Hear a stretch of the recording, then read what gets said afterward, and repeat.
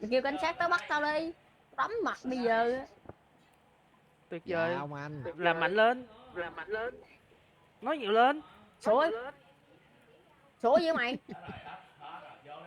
Ai là mày? Dạ.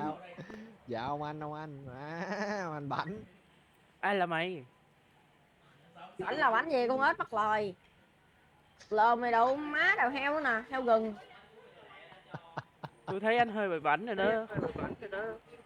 Bảnh là bảnh sao?